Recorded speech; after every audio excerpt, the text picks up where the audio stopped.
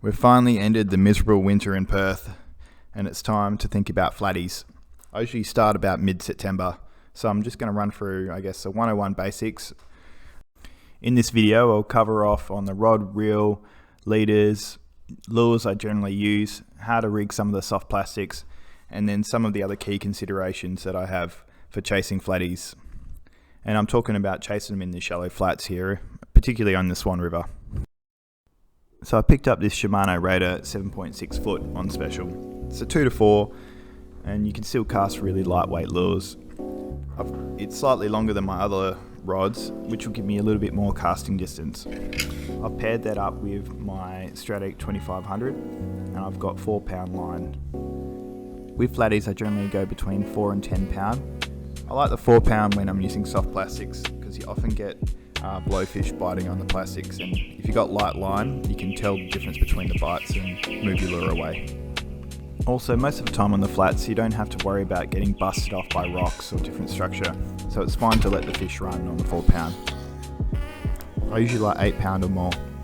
Not worried about getting busted off, it's just about losing lures after they're engulfed by the flathead. If there's not too much ribbon weed, I think HARDBODY minnows are my favourite for flathead. I'll use sizes from 40 to 100 mil. I prefer the probably around the sort of 80 to 100, particularly for some of those big flatties in the early spring. I'm often fishing just in a few feet of water, so I usually have a shallow bib or a lure where I can rip it sideways so I'm not constantly smashing it into the bottom. It's not bad to hit the bottom every now and then to puff up some sand, but you don't want to be constantly picking out weed off your lure. And as you can see here, I'm ripping my lure sideways rather than straight down into the bottom.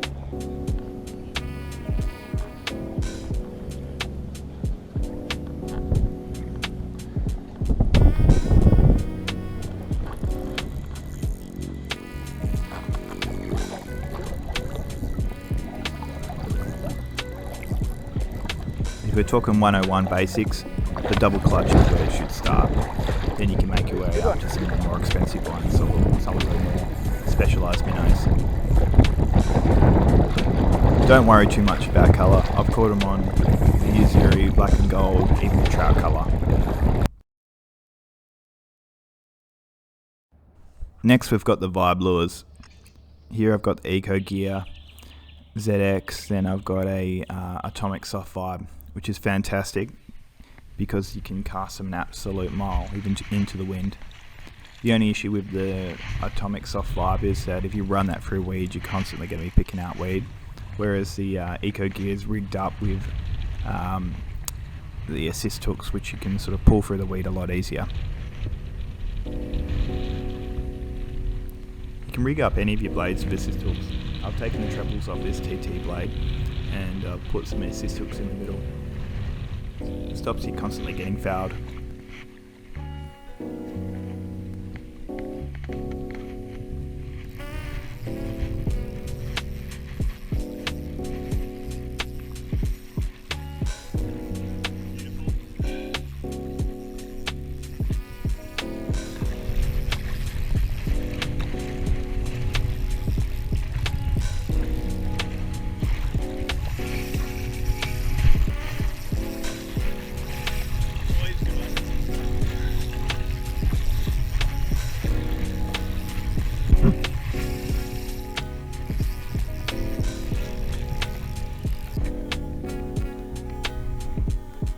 I prefer to rig the assist hooks from the middle of the blade. The other top lures I love to use are soft plastics. I reckon 4 to 3 inch is probably the perfect size for the Swan River, and 1.0 to 3.0 is probably where you want to be. Having said that, I've got plenty on sort of 2.5 inches with size 1 jig heads as well. For flatties, I prefer the paddle tail, but flick baits, worm style lures, and even grubs are pretty good as well. I'd probably go paddle tail over everything else. On the flats, I reckon weedless is the way to go. Just saves so much time picking out different bits of weed, and you can cover a lot more ground without getting foul hooked. I'm just going to use a grub here to give you a bit of an example of how I'll rig them up. Basically just need to go for the tiniest little bit of the lure at the front. pull it all the way to the top.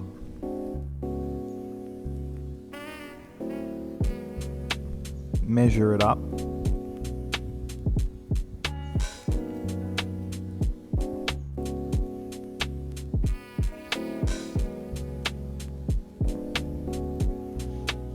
And you just want a little bit of the barb showing right at the top there.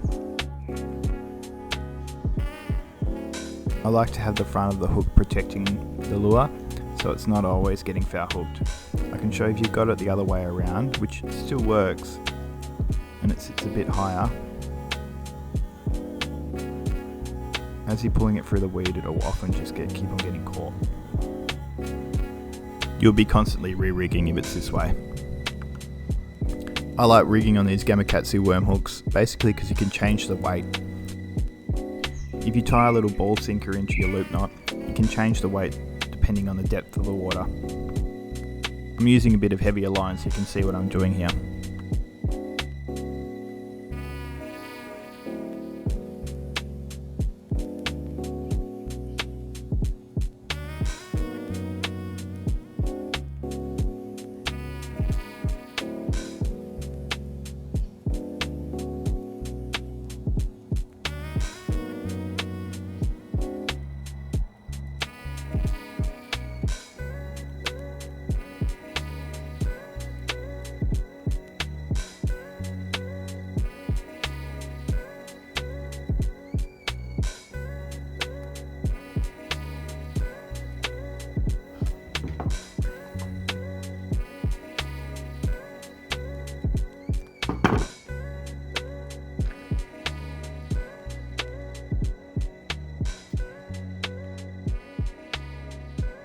This works great for grub style, worm style lures. Some of the paddle tails don't swim quite right this way, but really good for the grubs or the worm style lures.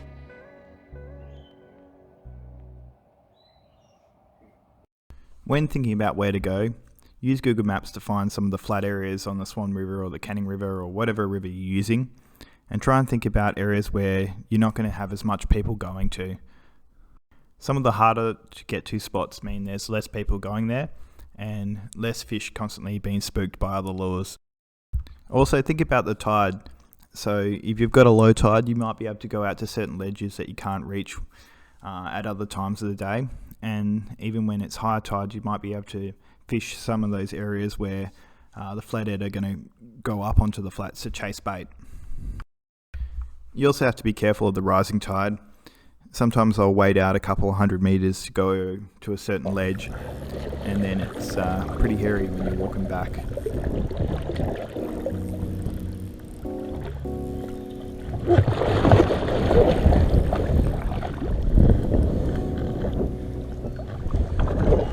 You want a good pair of sunnies so you can see where you're casting and where some of the weed lines are.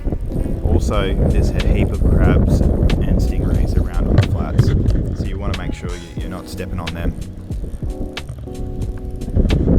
I use a pair of dive boots as my wading shoes, just so that you can walk over structure and don't have to worry about stepping on sharp shells or a stingray.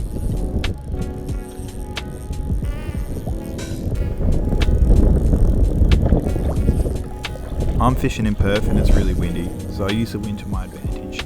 In the afternoon it's blowing like a gale, so I'll go somewhere where I can use the wind to get further casts. I prefer a little bit of wind at least on the flats. If it's real glassed over, it can be a really slow day. In Perth, the flatty season's generally over the summer months. However, I find that I'll probably get the bigger fish in sort of mid-September to November. You don't get them in the same amount of numbers, but they're usually better quality fish. Thanks for watching. I've added on my Flathead playlist. Feel free to ask any questions in the comments section.